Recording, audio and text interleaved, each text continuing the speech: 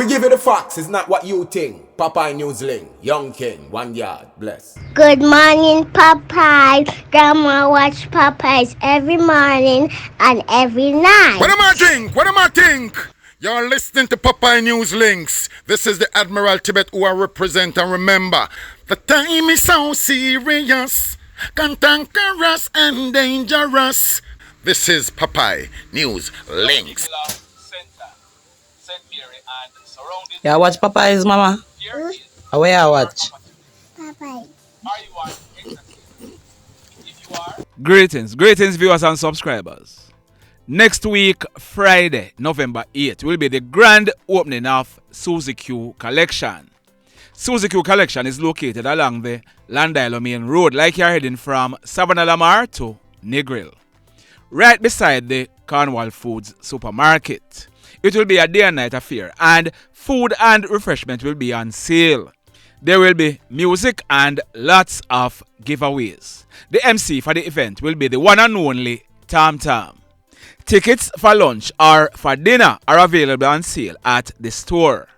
Also, courtesy of some of Suzie Q's friends and co-workers who are overseas and will be unable to attend that event, we have 10 tickets to give away. And before next week, Friday, November 8th, I'm going to be showing you videos of us giving away those tickets. In getting those tickets, the persons will be able to go and collect their lunch free of cost, whether they want fish, barbecue, fried or baked chicken, conch, stew beef or pork. Also, when you buy a ticket, apart from collecting your lunch or your dinner, your ticket will be entered into a raffle and you have a chance of winning a microwave, a toaster oven, a sheet set, and lots more prizes. That's next week, Friday, November 8th. It's the grand opening of Suzie KlLLED. Don't miss it. In today's journey, we are now at Windsor Forest. We are going to be passing through Lennox, then Hopetown, then Carmel. We are still in the parish of Westmoreland, and we are heading to Newmarket, then on to Santa Cruz in the parish of St. Elizabeth. Continue to sit back, continue to relax, and continue to enjoy this journey with me. In the news today, detectives at the Savannah Lamar Sissoko office, they have arrested and charged a 20-year-old guy for sexual intercourse with a person under the age of 16 years old. His name is Kaniel Thomas, and he's living at Darling Street in Savannah Lamar in the parish of Westmoreland. The allegation is that sometime in August this year, Kaniel, he met a female on social media. That female was 14 years old at the time, and she's living all the way in the parish of St. Catherine. On her 15th birthday early in September, the female, she ran away from her home in St. Catherine and she journeyed to the parish of Westmoreland where she met up with Kaniel. They went home and they had intercourse a few times. A missing persons report was filed in St. Catherine for the female and she was eventually found. After police investigation, it was revealed that she spent a few days with Kaniel and they had intercourse. Kaniel, he was picked up by the police and he has since been charged, so he'll be going to the courts shortly. In this next report, early last month, I carried a report. I told you that detectives at the Savannah Lamar Sissoko office, they have arrested and charged 7 guys for the offense of rape. The allegation is that 10 of them were involved in raping a female in May 2020 at Bullet Tree in the Petersfield area of Westmoreland. At the time I carried the report, there were a lot of persons in the Bullet Tree area who were commenting that it was a guy who lived in the area named Jamie who had set up the female to tell lie on the 10 guys. They were saying that Jamie, he was now involved in a relationship with the alleged rape victim. Well, Jamie, he's now facing criminal charges. Jamie, he was arrested and charged by the police for assault at common law and possession of prohibited weapon. His correct name is Jamie Robinson and he's a 36-year-old music producer. The allegation is that Friday night, October 25, almost 11 o'clock, one of the 7 guys who were charged by the police for rape, he's popularly known as Crackbone. It is said that Crackbone, he was at his home at Bullet Tree when he saw Jamie sitting at the back of his house. Crackbone is alleging that he saw Jamie with an illegal gun in his hand, causing him to become fearful for his life. A report was made to the police and Jamie, he was subsequently picked up. He has since been charged, so he'll be going to the courts shortly. Same like how we are watching the rape case, we are watching this one. Stand by. Over in St. Ann, a 20-year-old guy from Salt Spring in St. James, he has been arrested and charged by the police. His name is Tyrone Murray, but he's popularly known as Alex. We are learning that early Monday morning, October 28, about minutes after 4 o'clock, Hawkeye Security Company, the company monitoring the alarm at Emporium Investment Limited in Runaway Bay, they received a signal that a break-in was in progress. As a result, they dispatched their response team to the location. On their arrival, they made checks and they realized that a side window to the building was open. As a result, the team called the police and the operators for the business place. They arrived and a search was carried out and bingo. Alex, he was found hiding in a section of the building. Alex was searched and cash amounting to 40,000 Jamaican dollars that was stolen from a cash register in the business place was found in a bag that Alex was carrying. Now, can you imagine the amount of bucks Alex get? Alex, he was taken into custody and he was charged. So, he'll be going to the courts shortly. And still in St. Ann, Tuesday night, October 29, about minutes after 7 o'clock, a 48-year-old guy, he was seen lying along the roadway at Eltham in Ocho, Rios. This guy was severely beaten. His name is Shawn Gemison, but he was popularly known as Shanty Touch. Shanty Touch, he celebrated his 48th birthday earlier this month and he was a well-known singer in the Ocho Rios area. As a result, the police were called. The police, they went on the scene and our information is that Shanty Touch, although he was severely beaten, he was fully conscious when the police arrived on the scene. Both his left and right arm were broken and Shanty Touch, he received serious injuries to his head and his face. Shanty Touch, he told the police that he was tricked by 3 guys who took him to a house in the area and sent him into the house. He told the police that the 3 guys told him to steal some things from the house. He told the police that while he was in the house, the 3 guys started to beat him badly. He told the police that the 3 guys then walked him to the entrance of the house where he lived and left him. He claimed that the guys then escaped on foot in the area. The police, they also found Shanty Touch with a knapsack bag containing a quantity of cosmetic jewelries. He told the police that he took the bag out of the house that the guys tricked him into breaking in.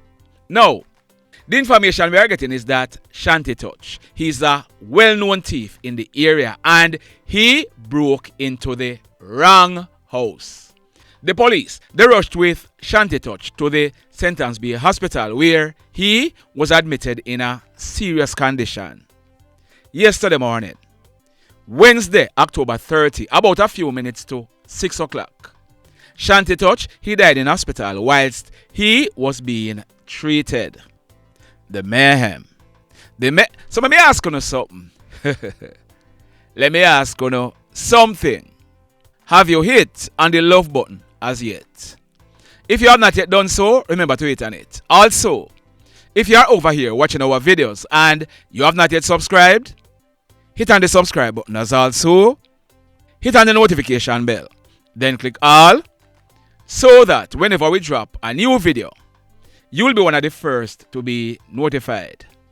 In the final story for today, on Tuesday, I broke the story. It was about the vicious attack on that female on your screen. Her name is Tanya Smith. In early February coming up, Tanya, she will be celebrating her 21st birthday. Tanya, she was employed as a customer service representative at a call center in the Montego Bay Free Zone. I've been going through the comments, and most persons are of the view that Tanya, she was killed because of jealousy. Jealousy on the part of a male or jealousy on the part of a female. Today, I'm going to be giving you some exclusive information, but I'd like to ask the JCF something. JCF, is Tanya's murder being investigated? More so, is Tanya's death recorded as a murder? Was Tanya, who was conscious throughout her time in the Cornwall Regional Hospital, was she ever interviewed by any member of the Jamaica Constabulary Force? Tanya's death is no private affair. Tanya is a daughter, a niece, a grandchild, a cousin, a friend, you name it. Tanya, she died on Sunday, October 13, and many persons, they were surprised when I carried the report on Tuesday. The question is, how come? Anyway, more on that.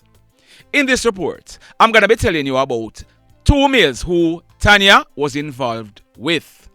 One of them is a taxi driver named Kevin. And by the way, listen me carefully. By the way, some of you have a way of coming at me, but if me not take down that, una go talk to uno liar, uno tappy. Don't come telling me to take down anything. Just go talk to your liar and have them take action that you feel can be taken. Threats of lawsuit not frighten me. Got it? So, Tanya, she was involved in a relationship with a taxi driver named Kevin.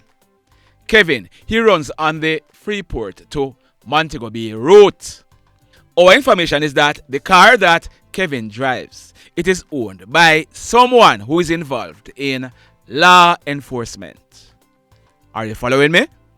We are told that some time ago, Tanya, she decided to break off the relationship with Kevin, but Kevin begged her to give him a second chance.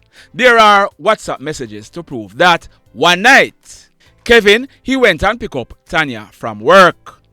While they were in the car, it is said that Kevin, he was begging Tanya to give him a second chance. Tanya, she was adamant that they should remain as good friends and leave out the intimacy. Kevin, he then took up a knife and put it at his own throat and told Tanya that he was going to be taking his own life. Tanya, she had to plead with Kevin not to do it. That night, when Kevin dropped off Tanya at her home, she did not sleep. She texted and told a close friend that she was very worried that Kevin could have put the knife at her throat instead of his. So, follow me. The reason why Tanya wanted to end the relationship with Kevin was because she was involved in a relationship with a guy at her workplace named Jerome. Jerome is popularly known as Baby Boy.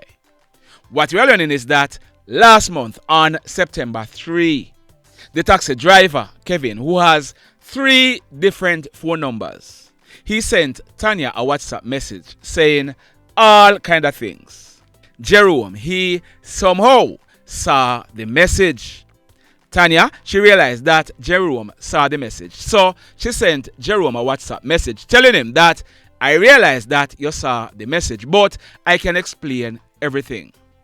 Kevin and I are no longer involved. Now, prior to Jerome seeing the message from Kevin, his WhatsApp messages to Tanya would have been sentences. Since he saw that message, his messages to Tanya were only phrases like, "You're good man, everything good." And that is exactly what he answered Tanya when she texted him about the message from Kevin that she knew he would have seen. Jerome, he went on to tell Tanya, "You're good man. How you expect me to believe you and you no believe nothing that I tell you?" In a message that Tanya sent to Jerome sometime later, she said to him, "Regardless of the things I've heard about you and seen, I still trust and believe in you and would love for the relationship with both of us to work." Jerome's response was, "You're good man, anything you say." So let me go to the Friday when Tanya was viciously attacked. That's Friday, September 6, 2024. Remember I told you that Jerome, he worked at the same place where Tanya worked? In the afternoon, on Friday, September 6, Jerome, he sent Tanya a message telling her that he won't be able to buy lunch for her because he was going to be leaving work early. Jerome left work. In the night, Tanya, she finished working about 8 o'clock. At 8:05 p.m., Tanya, she sent a text to the driver, Kevin, telling him that she had finished working, so she was ready to go home. Kevin, he replied, telling Tanya that he was at Bottom Road in Montego Bay and he would soon be there. Kevin told Tanya that she should go on the road. Tanya asked him if she should go now. Kevin replied, yes, he would soon be there. Tanya, she reached on the road and she stood at the intersection of Gantry Road and Straddle Drive at approximately 20 minutes past 8 o'clock. Tanya, she stood there waiting for Kevin for about 25 minutes until about 8:45 p.m. But Kevin, he did not show up to pick up Tanya. Like I told you on Tuesday, during the time that Tanya was waiting, someone came up to her, stood in front of her and was talking. Our information is that it is suspected that that person who was talking to Tanya was acting as a distraction. While they were there talking, a guy walked up behind Tanya and emptied a bottle of corrosive substance, which is suspected to be acid, on Tanya's head. Both the person who was talking to Tanya and the guy who carried out the dastardly act, they then made good their escape. The corrosive substance, it ran down and spread all over Tanya's body. Her clothes, even her underwear, were completely burnt off. A passerby rushed with Tanya to the Cornwall Regional Hospital where she was admitted in a very serious condition. We are told that Tanya, she was burnt from head to toe. Listen this now. This Saturday morning, September 7, Jerome, he called Tanya's phone twice, but he did not get a response. He then sent Tanya a message. The message read, I love you so much. I hope you get over this and I miss you very much. And I hope that one day we will be happy together. No. You are permitted to assume what you want, but I am only stating the facts. Jerome, he also texted Tanya telling her that he'll be coming to look for her on Sunday. We are told that Jerome, he did not go to look for Tanya this Sunday. Neither did he go to look for her any other day while she was suffering in the hospital. As far as the taxi driver, Kevin, is concerned, we are told that Kevin, he went to visit Tanya a few times in the hospital and he also brought stuffs for her. Tanya, she suffered a lot and she died on Sunday, October 13. So the big question is, who killed Tanya? I am almost sure that we can stop asking why she was attacked that vicious way. It was all because of jealousy. But the question is, on whose part? The mayhem continues. Blessed love, everybody. Tell a friend for tell a friend for tell a friend. about Popeye Newslink and PNL Blog TV. Like, subscribe and share. Quicksilver sing, if we just unite, what a country this will be. If we just unite, Jamaica live in unity. If we just unite, what a country this will be. If we just unite, Jamaica live in unity. Hey, crime it a mash up Jamaica. Criminals them a mash up Jamaica. Jamaicans mash up Jamaica. Oh Jamaica, me sweet Jamaica. Crime it a mash up Jamaica. Criminals them a mash up Jamaica. Jamaicans mash up Jamaica. Oh Jamaica, me sweet Jamaica. I coulda sunshine or rain. Jamaica, no problem, no pain. Rude boy them block out can't tame, but me want me country back. Give me country back. To the street and the lane, everybody them start complain. Bloodshed, what a shame, but me want me country back. Give me country back. Crime it a mash up Jamaica. Criminals them a mash up Jamaica. Jamaicans mash up Jamaica. Oh Jamaica, me sweet Jamaica. Crime it a mash up Jamaica. Criminals them a mash up Jamaica.